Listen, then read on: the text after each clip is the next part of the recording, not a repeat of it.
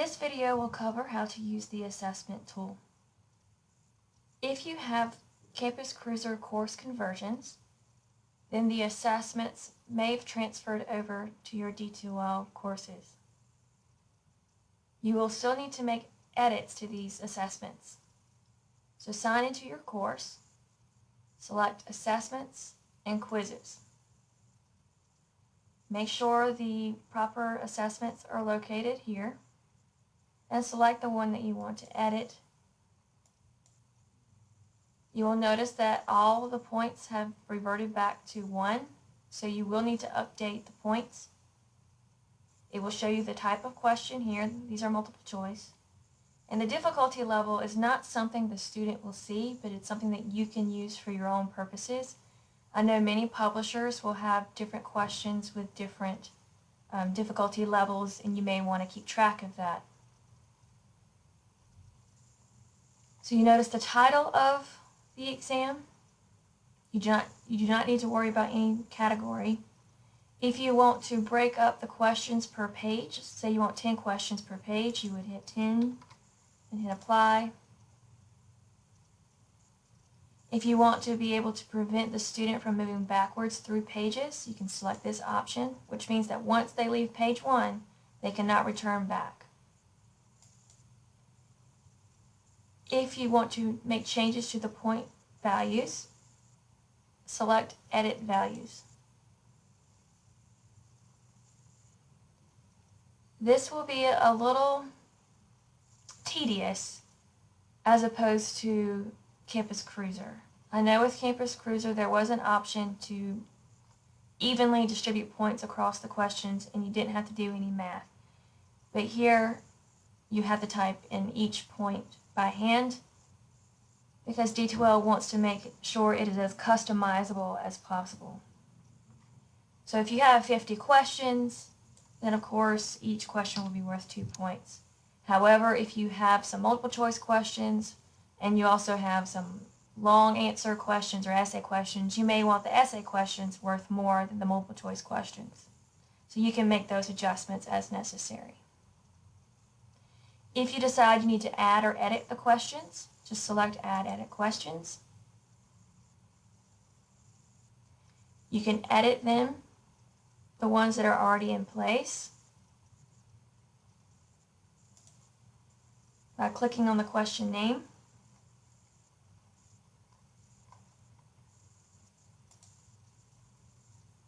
Or you can add new questions. And there are many different types of questions that you can select. True, false, multiple choice, multi-select, long answer, short answer, fill in the blank, and so on and so forth. I definitely recommend that you play around with each of these to make sure you know how they work, and I will give you a few examples. Once you are done, you hit Done Editing and go back to the original page. This is also how you would set up an exam from scratch if you had a new exam. You would add the questions here, edit the values if necessary, and then once you are complete with all your questions, you can put a description, instructions at the bottom, an introduction. You can allow hints if this is not a serious quiz or test. You can disable the right click. If you have this selected, a student cannot click right and do copy and paste. You also want to disable the pager and alert so the student cannot use this tool up here and page their friends and get an answer. Once you've completed all of the questions, you move to the next tab, Restrictions. You always want to make sure that your quiz is active. Status is active. If not, the student cannot access this quiz. It's the same thing as being published or unpublished. You can select an availability date, has a start and an end date. You can display it in the calendar widget if you chose to. You can attach release conditions, meaning that the student cannot see or access the quiz unless they accomplish some other task within the course. You can make it password restricted or IP range restricted. You also can set a time limit and set a grace period.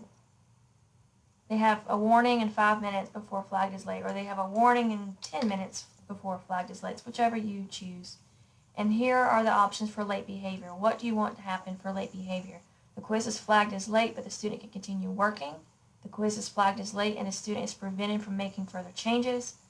The quiz is flagged as late. Student can continue working, but the quiz will automatically be scored as 0. This may seem a little harsh, and you may not want to choose this option, but if you are very picky about students not working late, you may want to choose this option.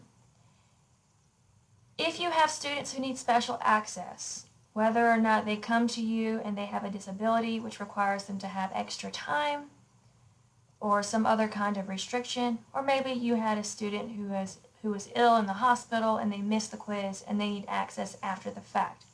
You can add users to special access, and it's really simple. You have two options. You can allow selected users special access to this quiz and everybody else has the normal parameters, or you've created this quiz only for people with special access. Most of you will probably use the first option. To add users to special access, you would click this. You can change the availability. For instance, you may have a student who needs to take it later, so you would change the date to something later. They may need different time enforcement, so no changes means it's no different than the original quiz.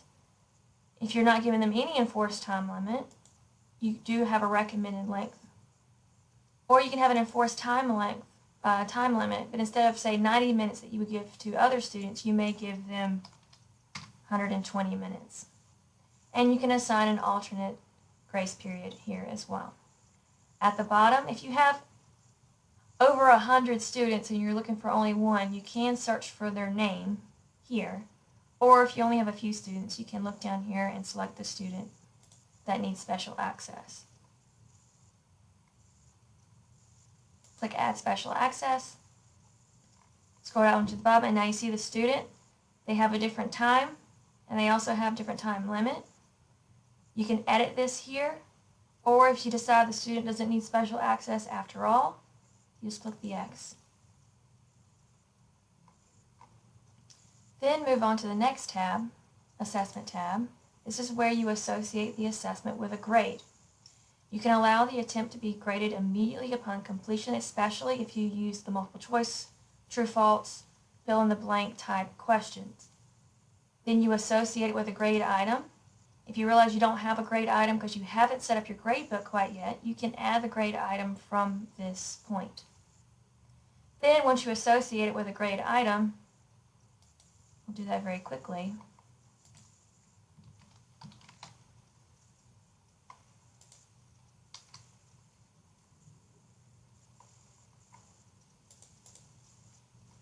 Once it's associated with a grade item, you can allow the automatic export to grades. However, if you don't want your students to see the grades automatically, you can select that. Especially if you want to grade the essay questions, or if you have essay questions, you need to grade them, you would select this to give you time to go in and grade them before the students saw their other grade. You determine how many attempts the student's allowed to have. You want them to have one attempt, unlimited, or more than one. What this means is once a student takes the exam and clicks submit or finish, once they're done with the exam, they can go back in and take another try. If you only give them one attempt, however, they can abort the quiz or stop taking the quiz if they get kicked off the internet or they have an emergency and they have to stop, and they can get back into the quiz. But once they hit submit or finish, they cannot go back into it. You can also select whether you take the highest attempt, lowest, average of all, first, or last attempt. If you would like a report, or if you want to edit what the student sees when they submit the test, you can add additional views. So this is what they will see when they submit the test. They will see the date. It will not show them questions, and they will see no statistics. But if you want your students to see how many questions they got wrong and which questions they got wrong, you can choose Add Additional View, name it,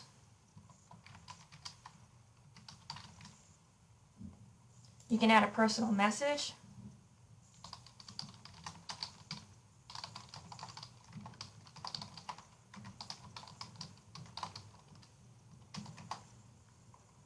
You can set a date restriction where they're only allowed to see what they missed at a certain time.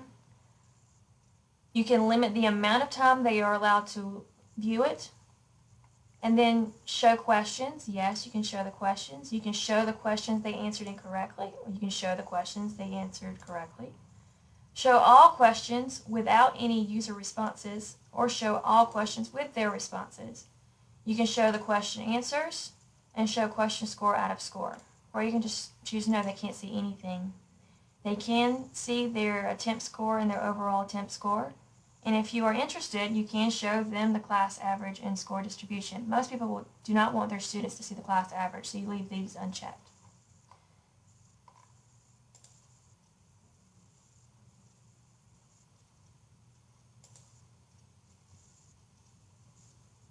Report setup. If you like to have reports, I know the Scantron machine, if you have that special sheet of paper, it will tell you how many students missed which questions and so on and so forth.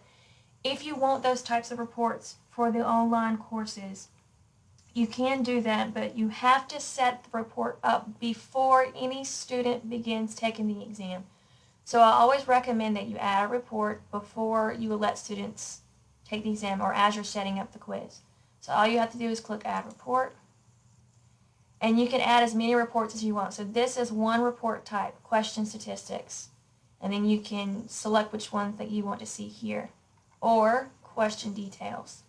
Or user statistics, attempt details, or user attempts. These are all separate reports. If you want all of them, then you would have to create 5 different reports. So for instance, you want the question statistics. You want it to release immediately to yourself. You would select instructor role. If for some reason you need to send it to your dean, you would select the dean role, but I really don't know why you would do that. But you definitely need to select yourself and hit save.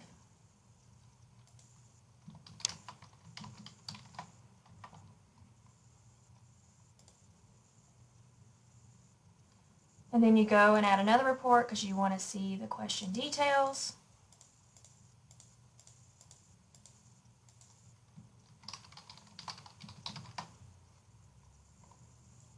Select yourself, hit save. So now that when the students take this exam, as soon as all students are complete and the end date has come around, you will receive these reports.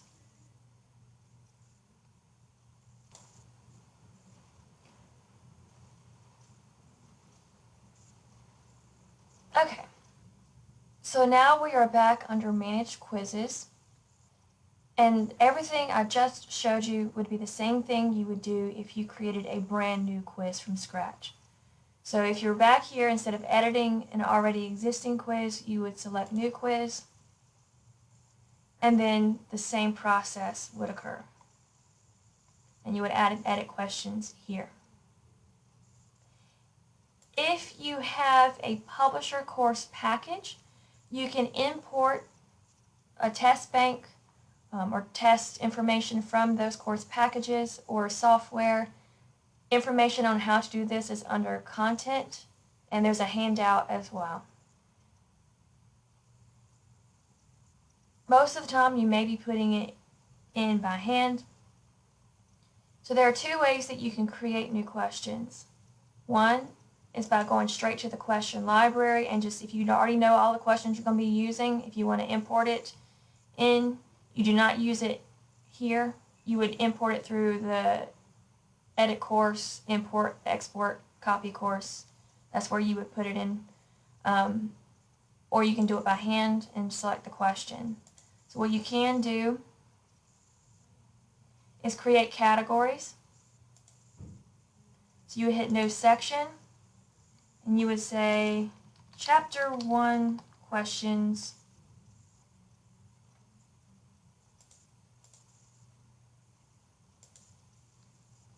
So you would add questions within Chapter 1. So for instance, I may want a true or false question. I may say, The sky is blue. That's worth 5 points. It is an easy question, so I'm going to put difficulty at 1. The question text. This is the actual question text. You do not actually have to do the title if you don't want to. It's completely optional. You can insert an image of the sky if you want, or an image of a heart or famous historical figure and say who is this and when did he live. If you want enumeration, so the question responses, you want the 8 capital letters, Roman numerals, Arabic numerals. And then with true false, you have a true question and a false answer. So since this is true, the sky is blue, you would put 100 weight because that's the correct answer, and you would put false at 0.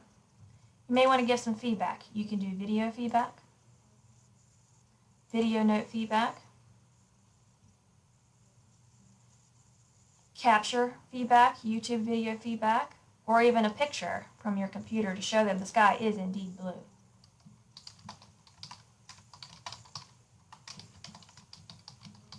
They get the wrong answer, or see page 300, or review the PowerPoint slides if they get the wrong answer. So you can provide any kind of feedback.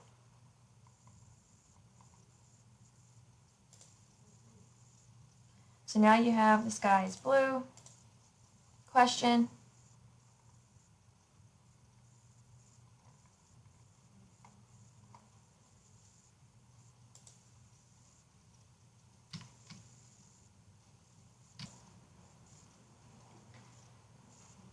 And you may want to add more questions to chapter 1. So let's do another one. We'll do multi-select question.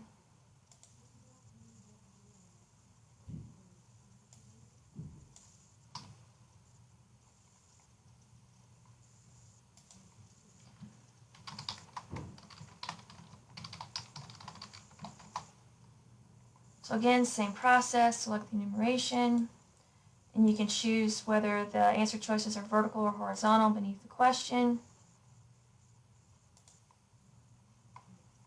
And you can get really creative with the questions like I mentioned before. I mean, feel free to do videos, kind of like Jeopardy when they have the video questions and things like that. It makes things interesting for the student. Grading, you can have all or nothing. They must have all the correct choices selected or they get no grade. Right minus wrong, so all the right answers minus the wrong answers, or they just get credit for the correct answers. And then of course you can randomize options, and then you can give the different selections. So what are my question is, what are my office hours? So you can put in a bunch of different dates.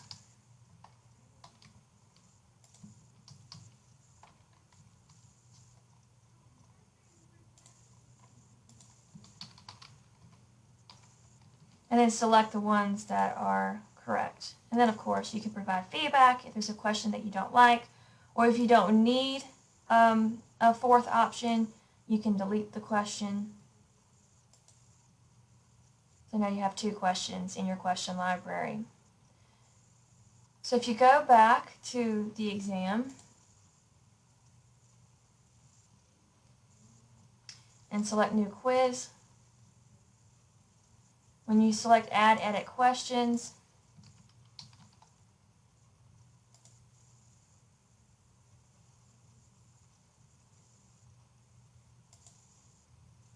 you can either create a new one, or import from an existing collection, question library, chapter 1, and then you select the questions that you want from your question library.